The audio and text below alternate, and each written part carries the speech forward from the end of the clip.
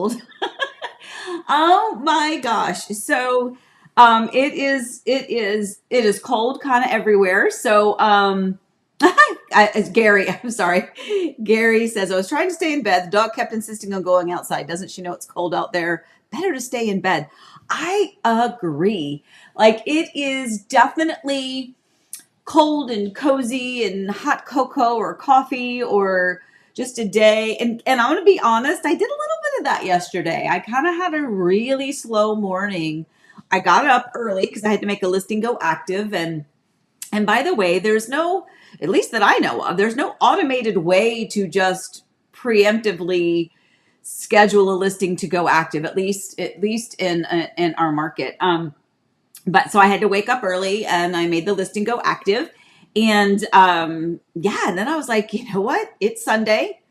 I am allowed a couple of hours early on a Sunday morning to not stress too much about it. Although, as it were, we still get text messages for showing requests and things like that. So still working, but I'm gonna admit I was a little lazy yesterday. a little bit lazy. Not terribly lazy because it's just not excuse me, in my genetics.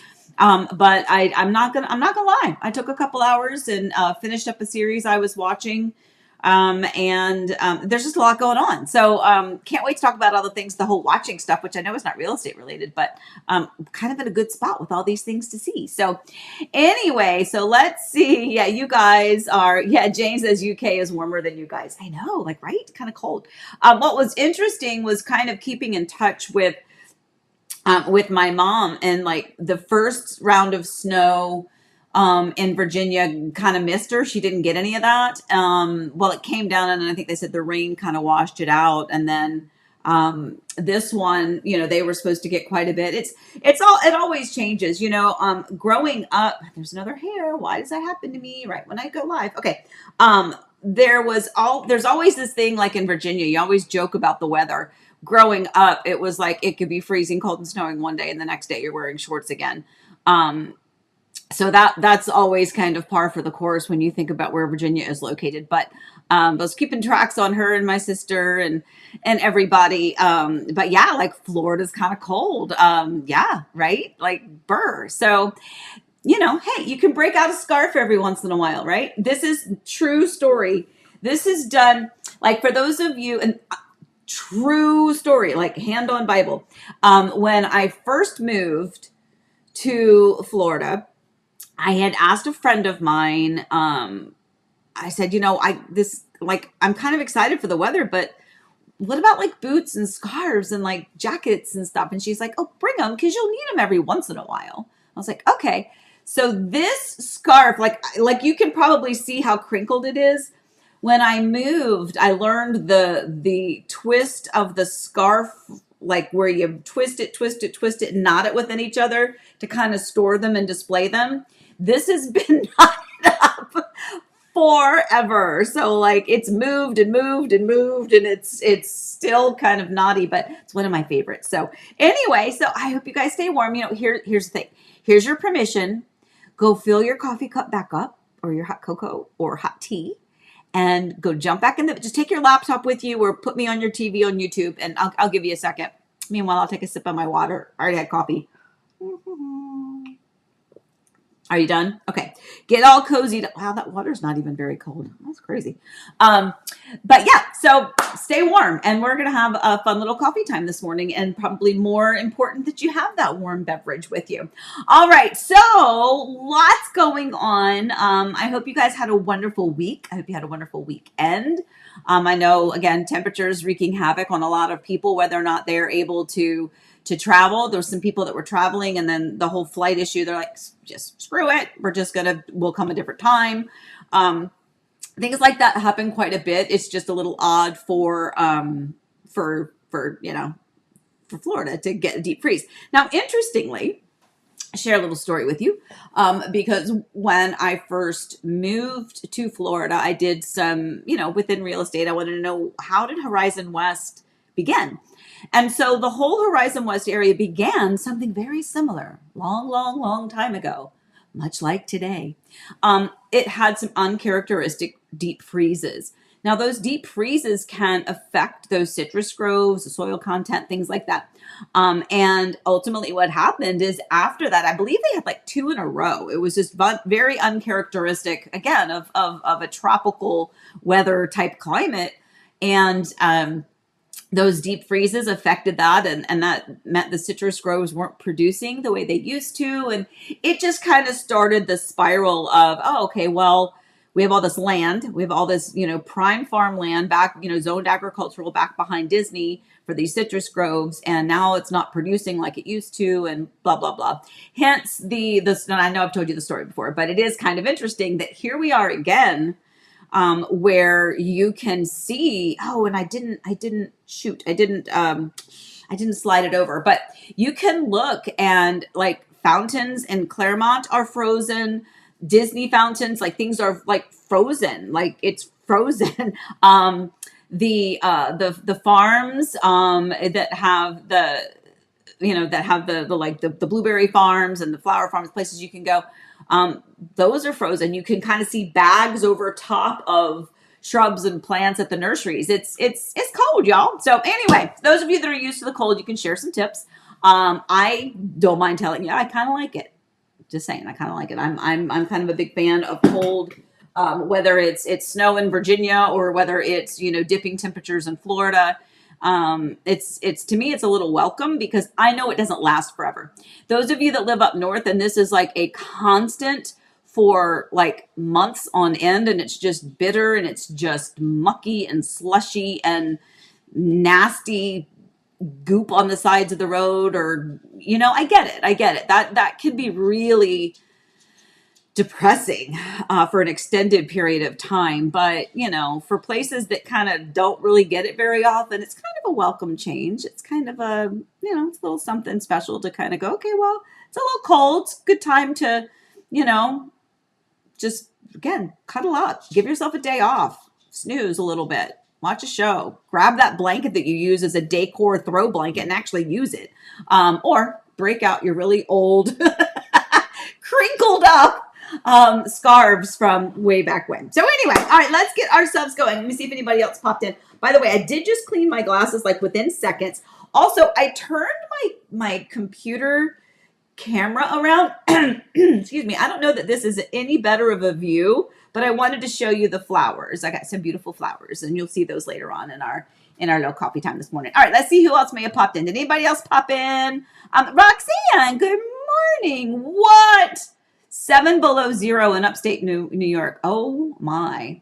Well, this seems to be pretty par for the course, right? Those of you up north are probably, again, I wonder at what temperature. Okay, so Roxanne, tell me, at what temperature? Because when you're used to it, your body acclimates.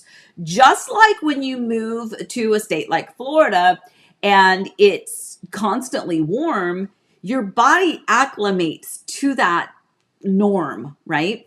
So tell me, Roxanne, living in upstate New York, at what temperature do you actually feel like it's really cold? You know what I mean?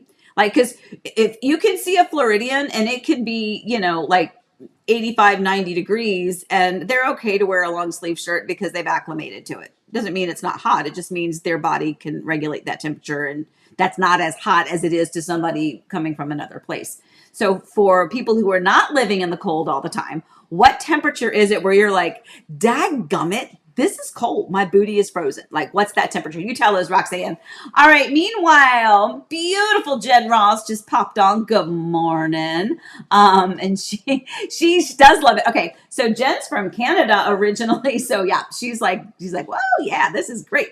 By the way, like, does she look like absolutely adorable in all of her scarves and stuff? They go to visit family over the holidays in Virginia, in Northern Virginia, I believe. And they always have like, there's like a little ice skating thing. And I swear to all, Jen always, she's got her hat and her gloves and her scarf. And I'm like, she can look gorgeous, like wearing a plastic bag. Anyway, but super adorable. So I know you're in your element when that temperature dips. Sydney says the winters have been mild the past few years. This is a lot for my part of New York. Really, that's interesting too.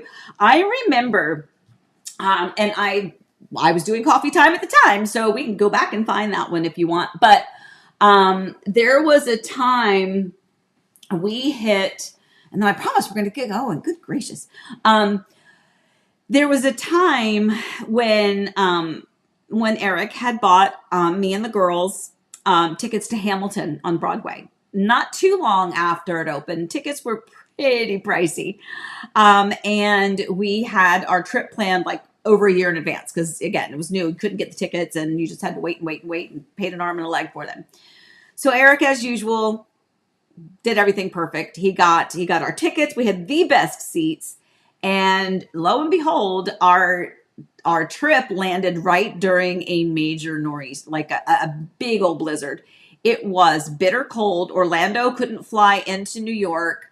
We refer to it as our planes, trains, and automobiles trip because we couldn't fly out of Orlando to get where we needed to go. So Allie and Elizabeth, if you're watching, remind me if I'm correct. We drove to Tampa, flew from Tampa to Philly, slid down the runway in Philly, and then we took the train into New York and then a car into the hotel as you would do. But it was, and I remember that trip because it was the first time me and my girls were out. We were so excited to see this. We're slushing around on everything. We're lugging our suitcases from the train station, Central Station, and we get a car, taxi, whatever it was. And they like just stopped and they like didn't get out and like help us with our bags or anything. Like all the snow and slush is pushed to the sides of the street in New York. So you have to climb over the mound to get to the street to lug your suitcase. And it's just me and my girls. And I'm like, nobody's here to help us. And I do remember that trip because it was just, I mean, I get it. It's like, maybe that's just what you do. Maybe those that drive the taxis don't help anymore. I don't know, but I just was like, no, you're not gonna like help these three like women. I mean, not that we can't do it on our own because we did, but anyway, point is, Allie says that sounds about right to her. Yeah, that's good. Oh, Greg Odie, very good. Oh, it's so nice to see you guys. Love, love, love, love, love. Actually, Kathy, didn't you have a birthday yesterday? Am I right? Tell me if I'm right. Tell me if I'm right. If I am, then happy belated birthday to you. All right, my friends, let's get ourselves going. And we'll talk about, oh, wait, Roxanne. She goes, when it hits like 16 like yesterday, I was frozen running errands. Okay, so that's our threshold, right? For Roxanne, that's when it gets cold is when it hits 16. Good gracious. First of all, I don't even know how you can stand that like at all, but okay. Good job. All right, let's not 16. Well, although, all right, let's get ourselves going on our brewing topics.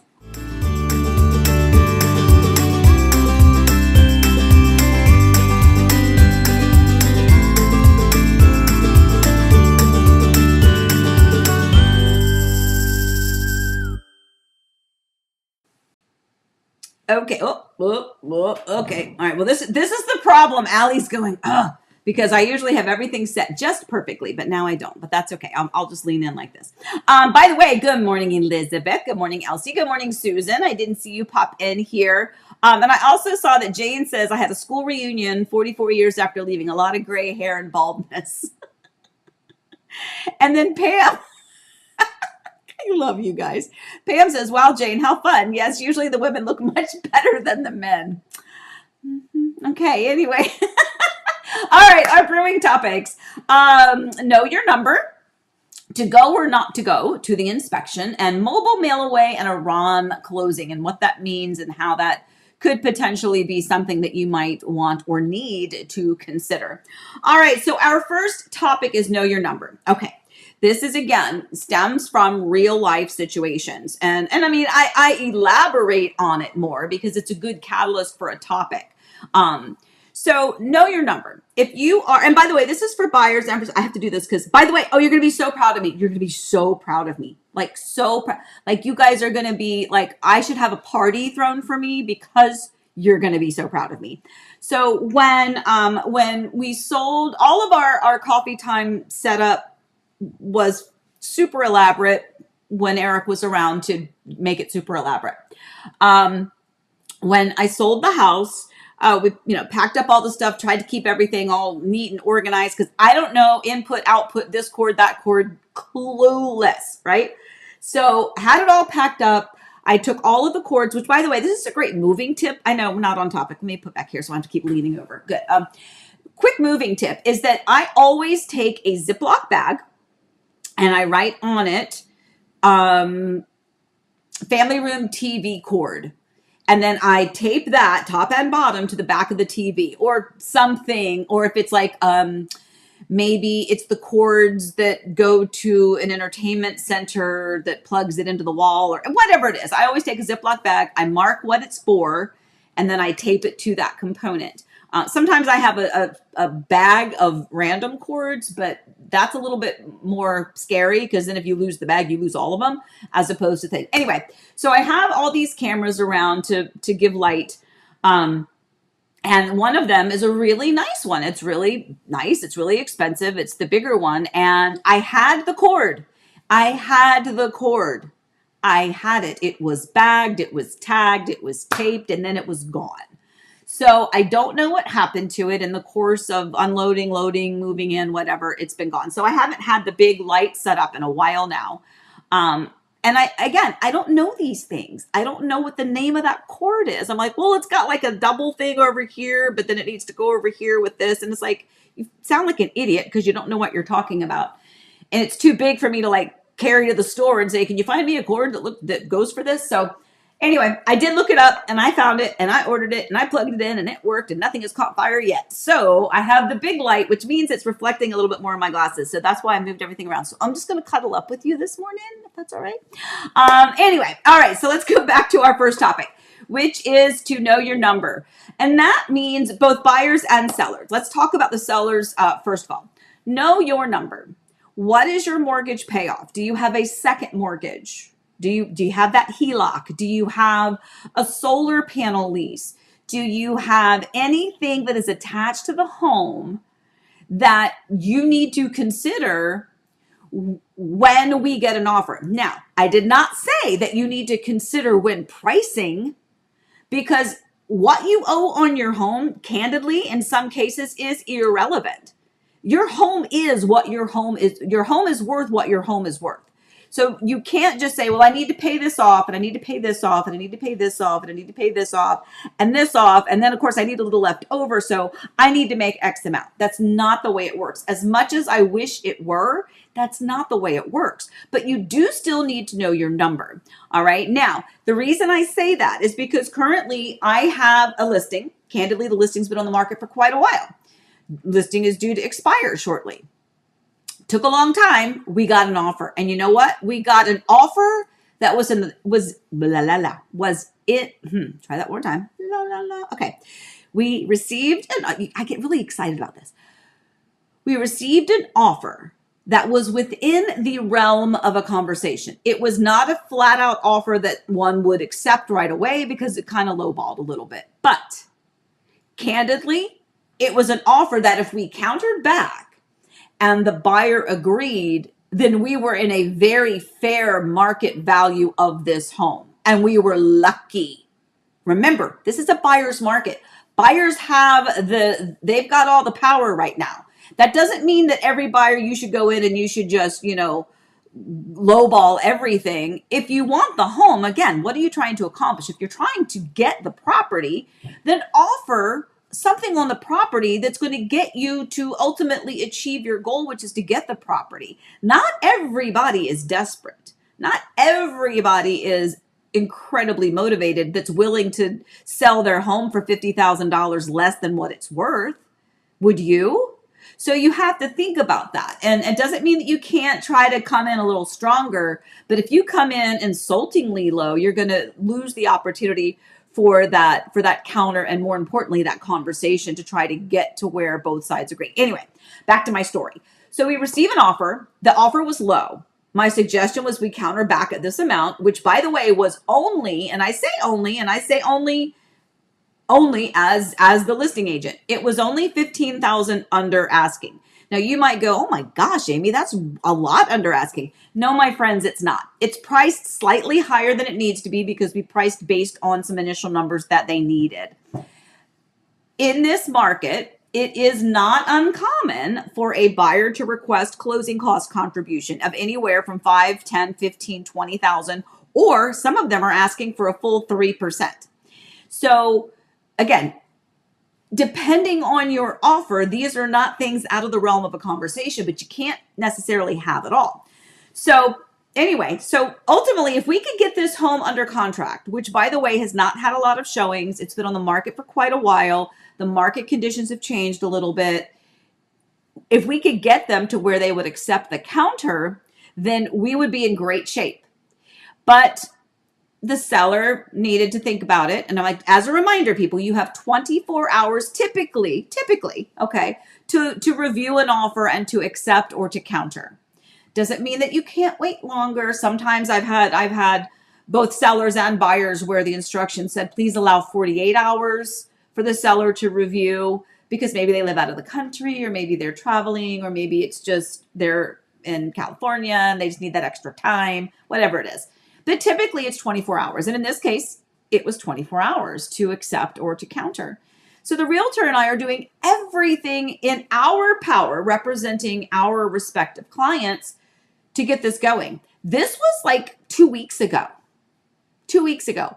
And the other agent, to her credit, is like, have you heard anything yet? Because at this point, this is going back to our topic here, is that the seller needed to find out some numbers. The seller needed to verify some numbers to see where potentially they could counter back. Okay, fine. Understood. But you need to know your number ahead of time, or at least be able to receive it. And most people can go to their online with their mortgage company and find out what their payoff is.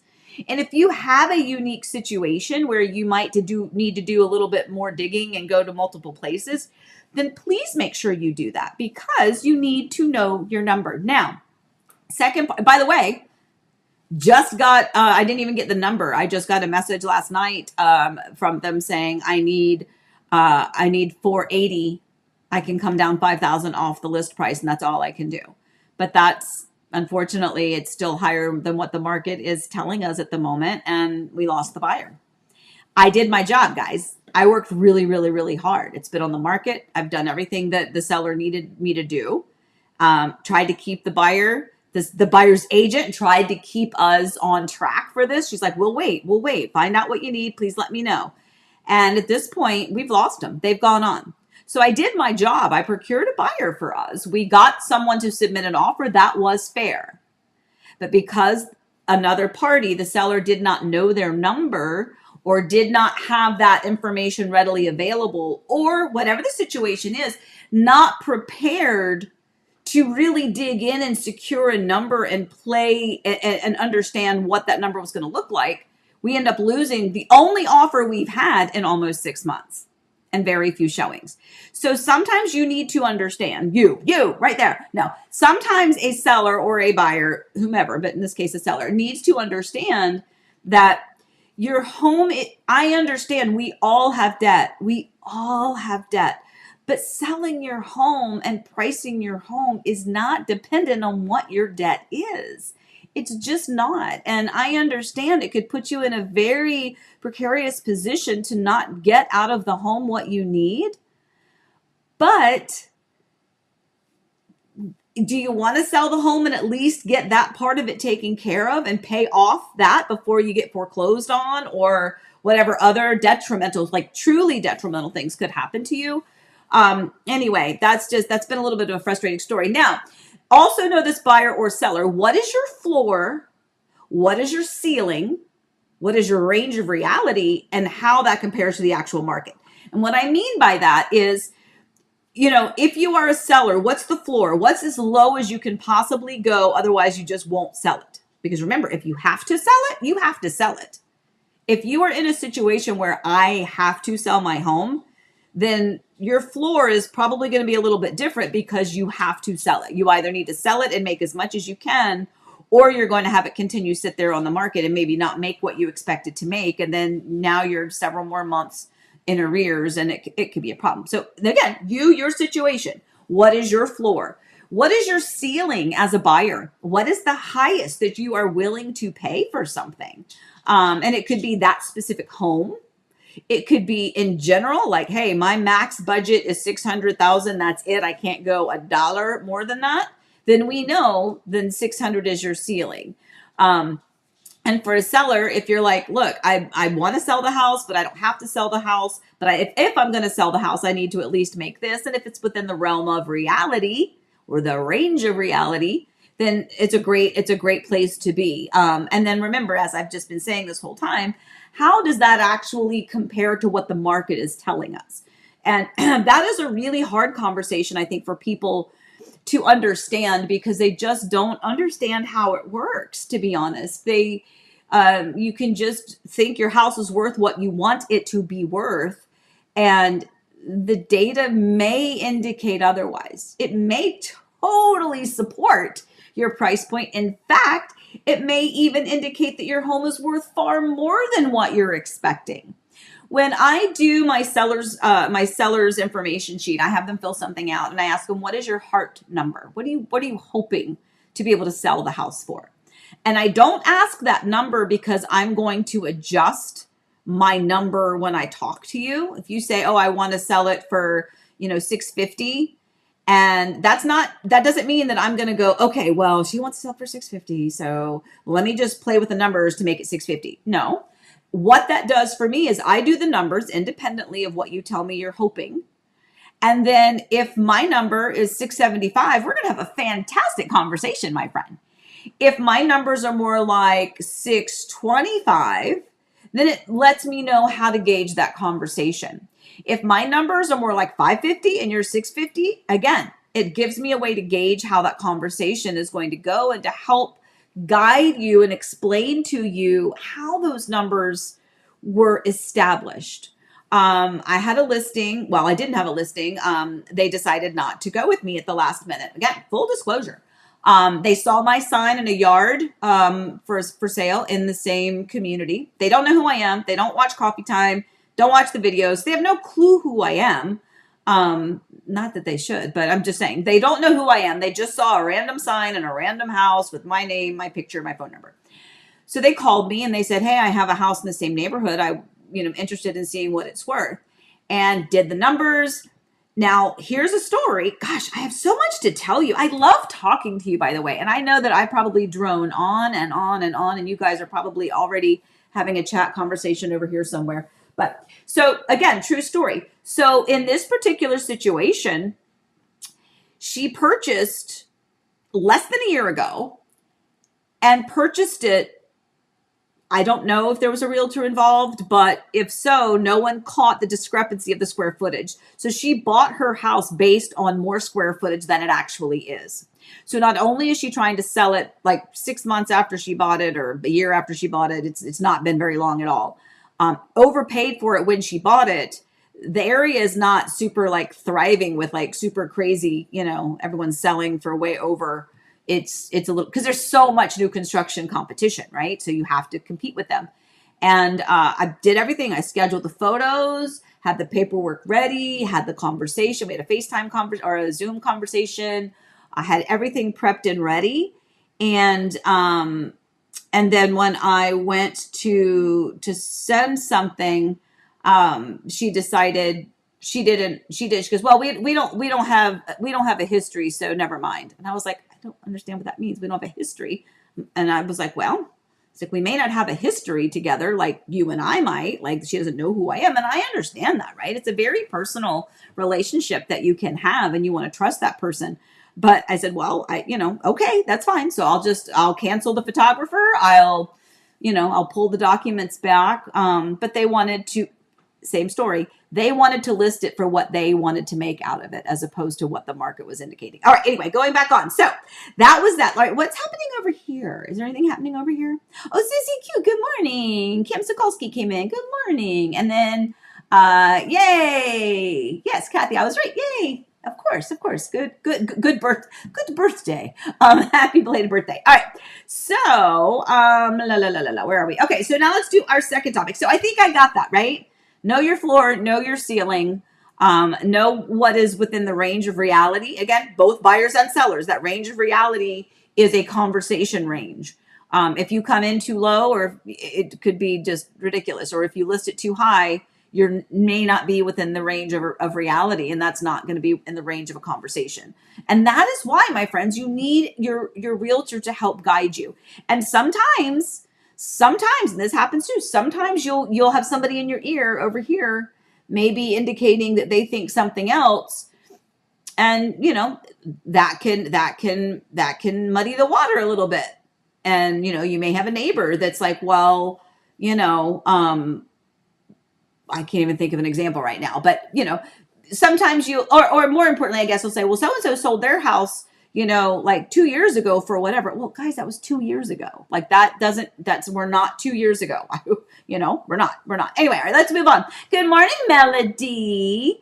Oh my gosh, I just adore you. Hi, everyone. If you can, don't forget to hit that thumbs up button. Yes, please do. That would be fabulous. All right, let's move on to our second topic, which is, excuse me, inspection expectation. So the theme of this one, and this one can be controversial. And by the way, I'm not taking a stance either way. I'm neutral, Amy. I want everyone to be happy. Yes. Okay. So inspection expectation. If you are purchasing a home, obviously you're going to want to have a home inspection done. I do not think I would ever encourage someone to not have an inspection done on their home. Now, new construction, I still encourage you to have an inspection, but maybe not right before closing. You could do the one that I tell you, do it 10 or 11 months later. And then that way the home has been working, breathing, air conditioning, heating, opening, closing doors, drawers, appliances have been working, tubs, toilets, faucets, everything is going for months. And that's when something may present itself that it's a problem. And that's a good time to get your inspection done by a third-party inspector, and then you can help use that builder's warranty. Some builders don't want you to do that.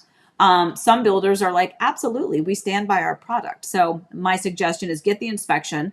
And if it is something that affects pretty much anything that can be covered under warranty, utilize that warranty, right? That's part of the big draw by a new construction. It's why you picked that house over that one over there, because you thought that one was going to have the builder warranty. So maximize it. Okay. Anyway, so the inspection. So if you have purchased a resale home, the inspection. Now the inspection, this is going to vary depending on where you are, I think, and depending on whether or not it's one inspector or two, because there are some inspection companies where they will send one inspector. Sometimes they will send two. Sometimes it depends on the square footage. Sometimes it's whether or not there's a pool and a spa inspection. Not all inspectors are certified to do that. I don't know if certified or if it's licensed. I don't know what the correct term is for that, but not all inspectors are necessarily equipped or able to do the pool and the spa. So sometimes they'll send someone that they can be doing the pool stuff while the other person's doing the inside to help make it more time efficient. But it usually is about maybe, an hour to an hour and a half per 1,000 square feet. So the inspections can take a while. If you've got a big house, you've got a 3,000-4,000 square foot home, that inspection can take quite a while. And I have been with my buyers during an inspection. I have been with my sellers at the house during an inspection while the buyers and the buyer agent was there. For whatever reason, I was there that day. I have been there because the buyer's agent could not come, but the buyers wanted to come. So I was there during the inspection. And I have talked to the inspectors. And I will tell you what I truly think and feel. Like what I truly think and feel. If you have an inspection company that you trust. Now, you may be purchasing in an area where you're like, Amy, I don't know who to trust. Like, I've never had a home inspection done. How would I know who I can trust? Well, ask your agent. Ask me. I will tell you. There's a lot of different inspection companies out there. And there's two that I use all the time, but one of them I use the majority of the time. And I've done them on my house, my daughter's houses. I've done them. My clients have used them. And back to my grandma, if it's not broke, don't fix it. I've had fantastic results with them every single time. I love the way their inspection report is visually displayed to you, how it's explained to you. So again, I'm very happy with this inspection company. So there was an inspector once I used to use quite a bit, missed something very, very big for my clients. It was a pretty costly mistake with the tile roof. never used them again because, we're all human. We all make mistakes and that's totally okay. But that was kind of a big one. So especially when we knew there was an issue and we're like, can you please see why this on the carpet looks up there? And, anyway, excuse me. So the inspectors have, from what I can gather, not a licensed inspector, full disclosure, but they have kind of a choreographed dancer in me, right? A choreographed pattern of what they do and where they go within the house and what they need to check. And when, in my opinion, when someone is around or hovering or asking questions, it can sidetrack the train of thought of where we need to go and what we need to do. The inspector could be going, okay, you know what? I'm getting a moisture reading over here. So before I finish that, I want to go over here and double check that moisture reading to see if it kind of is in line. And then when I go to the exterior, like they're working to inspect your house and they are the house that you want to buy or your house. And they need to remain focused, in my opinion. My suggestion is, get an inspection company that you like, and they are always going to send you that report either the same day or most often 24 hours. You'll get the inspection report. And if you have questions, you call them. If there's something you don't understand, you call them. Or you can say, as I've done several times, I've said, hey, his name is John, one of my favorite inspectors. I'm like, hey, John, this home is a little bit older. It's older than the norm kind of in the area that we're normally in. So I know it's going to have some issues. Would you mind at the end of the inspection, because my clients live out of town or they live out of state or they just don't have a work day to take off to sit twiddling their thumbs in somebody else's house because it's not your house yet. And, the seller may work from home, which a lot of people do now. So now the seller can't be home, or if the seller's home, then so is the buyer. And it can be a little bit icky, sticky. But that being said, you're spending a lot of money on the home. So if you want to be there during that inspection, you have every right to be. So don't feel like you cannot be there. I've been there. I've seen it enough where, you're kind of stuck. It's awkward. You're sitting in somebody else's house. It's the house you want to buy, but it's not an opportunity for you to go walk through it again and you do your own inspection and open and close drawers. It is still their home and the inspector is permitted to be there. And sometimes, again, the seller needs to stay in the house because they work from home. That happened to me recently. Sometimes that's fine. Sometimes it's great. And sometimes it can be very awkward. So you can be there. You will have every right to be there during the inspection. But I will assure you that your inspection company, if you choose one that has a good reputation, and if you need help, whether you're in my areas or if you're elsewhere across the country, ask the realtors, the actual successful realtors that you see their name or you see their signs or you see them on social media or whatever, who they use as an inspection company, because they've probably got a really good relationship and history with them. And that would be something that you can kind of trust a little bit that they're going to do their job. So on that note, real quick, because again, I just will dilly-dally all day on this topic. So let me know what you think. I know a lot of you are not buying or selling right now, but tell me what you think. If you are the buyer, do you feel like you have to be there? Do you feel like you're okay to have someone who this is their job, right? This is their job to do the inspection and to give you that detail. And by the way, these reports are very detailed. There's photos, there's videos, there's explanations, there's suggestions on companies or tradespeople that could come if you need to get quotes. Like, let's say there was, true story, there was let's just say there's an potential electrical issue. Potential, because they don't know, because they're not going to go dig into everything. They're just going to say, hey, you know what? That light over there looks like there could be a problem with it. So my suggestion is to find out why that one's not working. It could just be a bulb, or it could be an issue with the electrical. And then at the bottom of the report, they give you some local people that could potentially help you if you want to call an electrician and have them come out and look at it. Or if it's a bigger issue, I had one a while back. It was actually, what was it? Was it woodpeckers? I think it was the squirrels. It was the squirrels, but it looked like there could have been termite issues. It was not termite issues. It was just the squirrels in this particular section of wood up on the exterior of a home But in that case, it was pretty pricey. So we got somebody else to come back out, not the inspector, right? The inspector did the inspection. Now we go to somebody else and we're like, hey, can you come look at this? Tell us what you think and how much it would cost to fix that, to determine whether or not, they want to move forward on it. So it's, again, you usually don't have that many items. And remember, homes, just as a reminder, most homes are sold as is. So you can get the inspection for your own knowledge, but it doesn't necessarily mean that the seller is obligated to make any changes, repairs, concessions, or replace anything. So just food for thought. So let's see what we got. Jay says, I like being there for the inspection, but not to ask questions, just to hang back and hear any comments from the inspector. Agree with Jay. Yeah, I think that's fair. And I think that's what most people think or feel. Having been in the inspection, I think, and by the way, they do, it depends on the inspector, right? I've been in an inspection where they're like, hey, come over here. Like, they're in the middle of the inspection. They're like, hey, come over here and take a look at this. I think a lot of it also depends on the house and what the expectation is. If it's a really, really, really old house, that might be something worth doing. But anyway, it's just food for thought. Are you required to be at the inspection? No. Do you want to be at the inspection? Maybe yes, maybe no. Are you still going to get that inspection report? And if you would like a phone call or further explanation of something that may not have made a lot of sense, or then yes, absolutely. But it is not required that you be there. Don't feel like you need to be there. And just as a reminder, you cannot be there by yourself. If you need to be there, then so does your agent, or so does another agent. And I will tell you, not everybody can be there. Like, and if the seller works from home, potentially the seller may need to remain in the house because they can't necessarily take a day off work. And that's just where it can be a little bit awkward. So obviously it's a case by case basis, but food for thought, and hopefully good info for you if you decide that that's something that you need to do. Okay.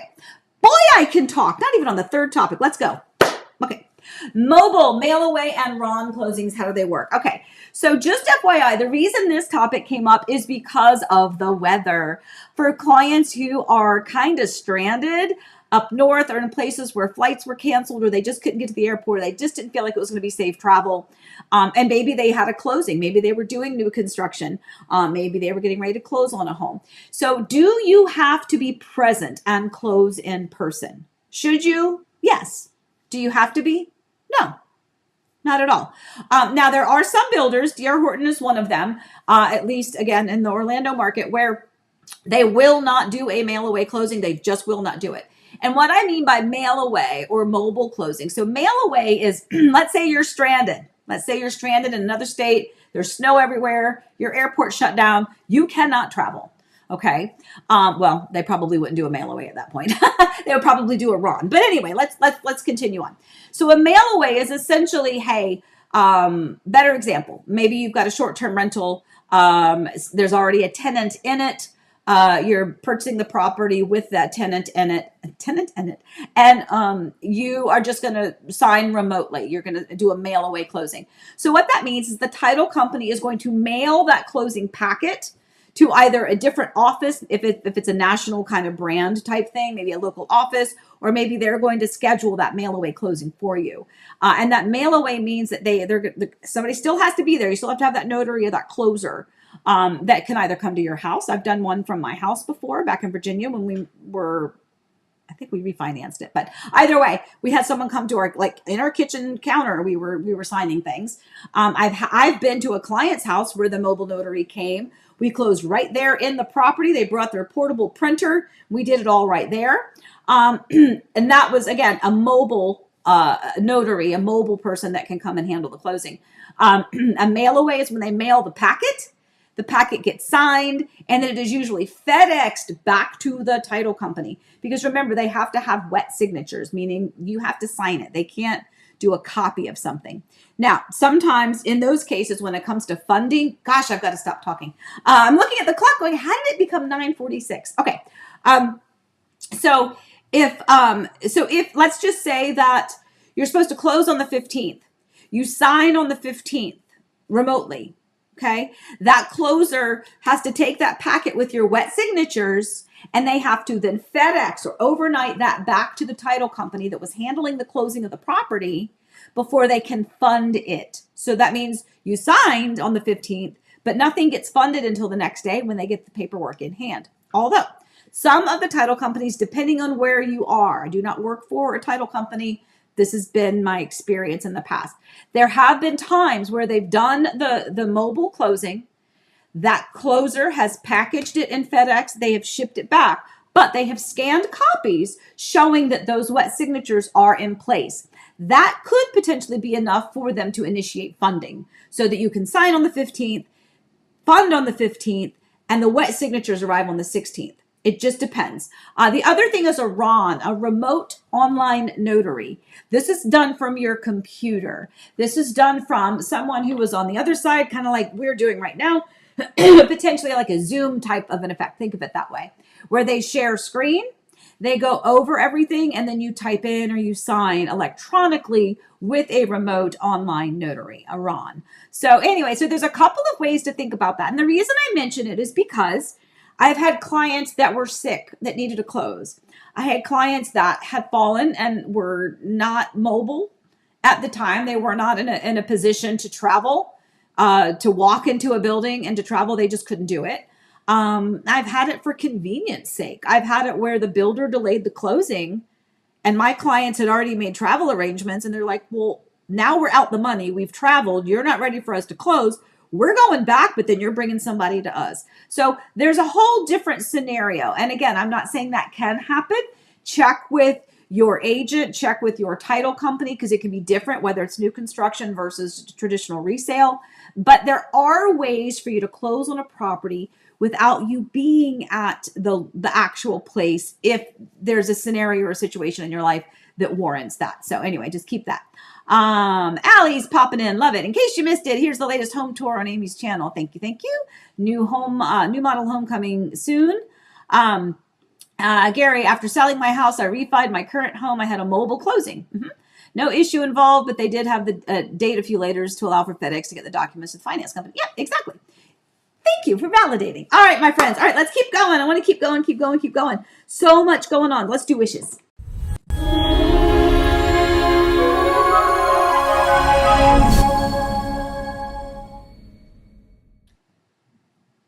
Okay, so Josh and Sarah, I am so excited for them. They just contracted on a new construction home with Dream Finders out in Mineola, and boy, am I excited for them. I wish I had more time. I am going to tell the story because this is why I love you guys so much. So I had some clients way back when, by the way, and also Lisa and William home went on the market yesterday. So super excited for them. We'll talk about that in our featured listing in a second. Josh and Sarah. So a few years ago, I had some clients of mine. They purchased a home in Watermark with Meritage Homes. A few years later, they needed to sell it. We sold that home for them, helped them buy a home out in St. Cloud. A couple years later, they needed to sell the home in St. Cloud and move on somewhere else. Okay, so I sold the home in St. Cloud. So Josh and Sarah bought that home. So they were not my clients. They were the buyers of my listing. And their father, I believe, was in real estate in South Florida. So he was their buyer agent. Everybody got along great. It was a wonderful closing. Everything went smoothly. Super happy. Life changes. They have to sell that house. Candidly, it was right when Eric passed away. And their dad did reach out to me and said, hey, look, I know you're in this area. I'm not in this area. Would you be able to list the home for them? Just take the listing. I'm just going to give you the listing. And I said, I would love to. And it was literally right after Eric passed. And I said, I just don't think I'm in a space right now to list it in St. Cloud because it was way too raw. Anyway, lovely, lovely, lovely. Well, here we are now, and a little over a year later, and they're moving because they moved out of state. Now they're moving back, and they called me to help them purchase a home.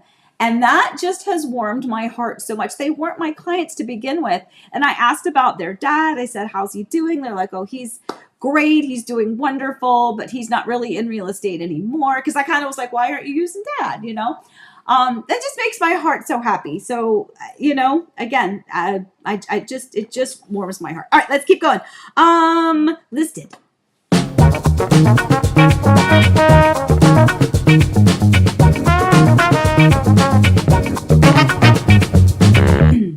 All right, this is a big old beautiful home out in Winter Garden. This is in Lakeview Preserve. This is a gated community in Winter Garden. It is just across the Lake County, Orange County line. Beautiful home. This is a Tortola floor plan by Taylor Morrison. So in that community was both Pulte and Taylor Morrison. This is the Taylor Morrison version, and this is a 75, yeah, man, 75-foot wide home site on a corner. So there's only that one neighbor, as you see the picture to the left. Absolutely stunning home. No rear neighbor. There's no pool with this, but there's plenty of room if you decided you wanted to build one. Absolutely gorgeous. So this one just went active as of yesterday. Super excited about this. These were my clients when they originally purchased this home. And now, again, years later, they're moving on a little bit. So super excited for them. So very happy about that one. That will be our listing spotlight for the week. And then we have our bungalow in Winter Garden, this beautiful bungalow. And then we have a Winter Garden gated, another one. This is in Tilden Place. I'm like, where is it? And then we have our Mineola 2-story. We have our Windermere townhome. We also have a Winter Garden, and the same one that we talked about, our gated, our featured listing. We have our Winter Garden in Horizon West. And then we also have that beautiful villa in 55 plus community, Del Webb Oasis right there. Just minutes, not even 5 from the back gates at Disney. So fantastic place. Remember, not zoned short-term rental. None of these are short-term rental locations. So, but a lot of listings at the moment. Got another one coming up here pretty soon.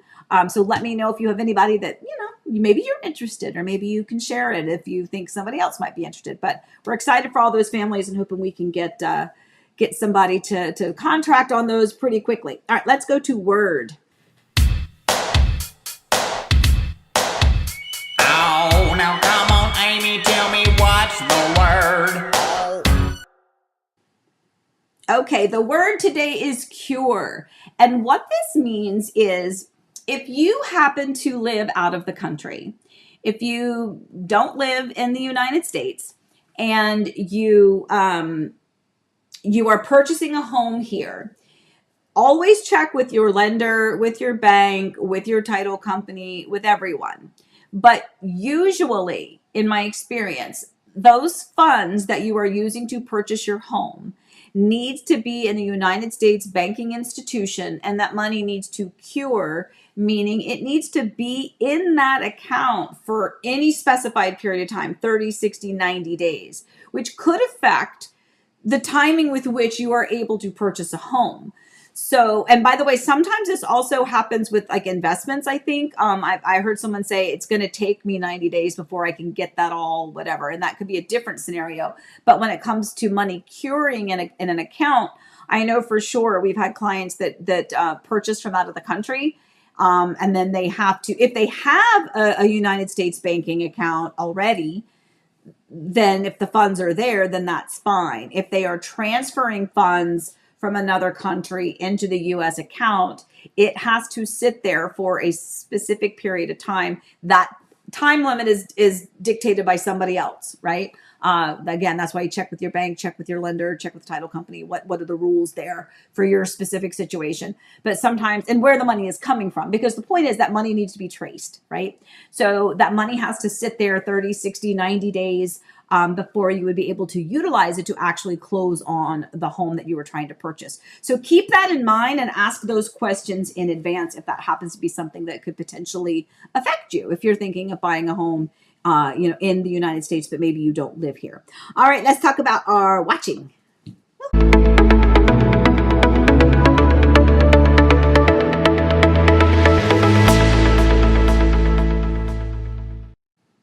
Okay, I've been busy. I told you I had a cozy day yesterday.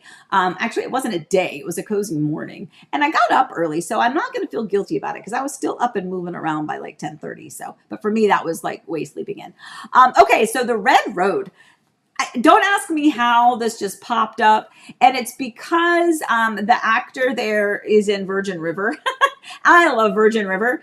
And so I was drawn to this because I felt like I had I liked the actor. So anyway, so I watched this, and as usual, I gave it an episode or two, and I was like, okay, you got me. I'm in. So I've been watching it. I've only got like another, actually, no, I finished it last night.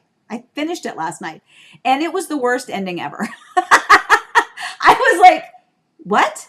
This has happened to me a few times lately. Tell me what you think about some of these series. It's like, did you not think it through? Did you just realize that you weren't renewed, and so you just had to do a karate chop and like just end it and like leave all of these unanswered questions? Was not happy with the endings. It seemed way too, I don't know. I wasn't a fan. I like happy endings, people. Anyway, so Red Road, it was still well worth the watch. I was a little disappointed in the ending because you get so attached to the characters, right? And you're like, I want to see them all go off into the sunset and live a happily ever after.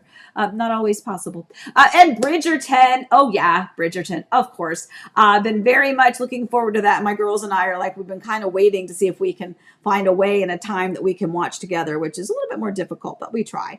But on that note, I will go to, actually, no, to babies.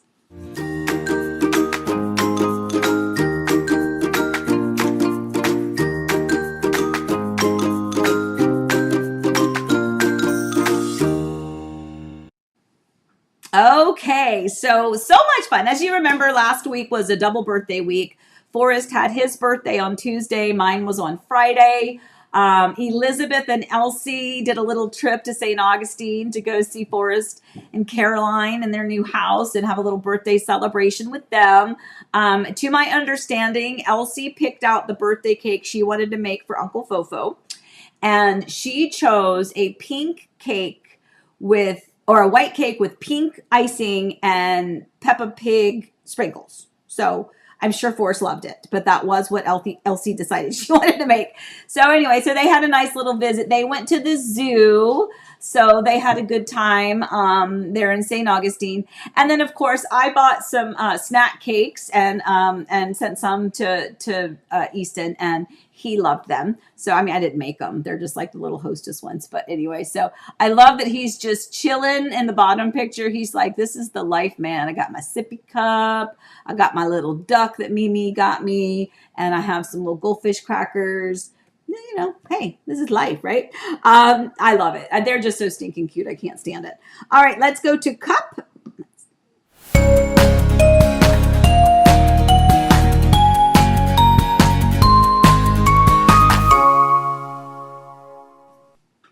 Okay, so this is just a little bit of the birthday. I got some, just, you guys are very sweet. So I got some beautiful flowers. They're the ones that are kind of back over here, the yellow and white flowers. Those are from Forrest and Caroline. I got the beautiful snack basket from Daryl and Jen with some yummy stuff in that. And then some more flowers from Allie and Hung. Some birthday, actually, and Susan, a lovely visit. Susan decided to travel and come see me, and had some balloons and a little cake. And I'm very glad, Susan, that you've not posted the picture that you took, because that's a true Fred right there, to not post it. And then, don't you love that vase, though? By the way, see the water pitcher? It's not a vase. The water pitcher, I'm pointing to it like you can see me pointing to it. Amy, ugh. Anyway, it's my little Disney. It matches all my Disney home stuff, the plates, and you see the little Mickey heads in there. Anyway, I love that one. I love that one. Anyway, and then in addition to that, now I have to go over here because I don't have a button for it. And then this one is the real fun. Susan, there's the tiara on top. Getting ready to watch the first episode of Bridgerton with popcorn and all the popcorn snacks and candies and my yumminess from Daryl and Jen. It was a time set up to sit and just kind of watch an episode. And I only got one episode in of Bridgerton, but I kind of saved that because I know that one's going to be really good. So I saved that one because, that's a fun one. I can look forward to that. So I use that as my own reward. I'm like, okay, well, if I get all my work done and I can call it a night at like 8:00, then I can go watch an episode. So I have to dangle those. Some of the other ones are like, I just kind of put them on in the background. But anyway, okay, let me see if there's anything else, because I think I ran. Yep, I did. I did it. I talked so fast, but I got us through it. Okay. So with that, my friends, So what is next week? Today's what, the 2nd? Oh, so we won't be quite at Valentine's Day yet. But anyway, as always, you guys know that I enjoy our time together every Monday morning. So you can remember to call me or text me at 407-848-8042. There's also the Virginia phone number, 757-329-0055. Just in case you are on that side. I appreciate you guys kind of joining in and hanging out with me every Monday morning. Don't know why you do, but I am so grateful that you do. For those of you that aren't able to chat over here with us, but you're still watching, I love you guys too. Thank you for watching. Thank you for being a part of my Monday. Just a great way to start out my week. And candidly, it makes me not feel quite as alone. So with that, lots of love and hugs to you guys. So please stay safe, stay well. Remember, I love you, and have a great week, guys. Happy house hunting. Bye.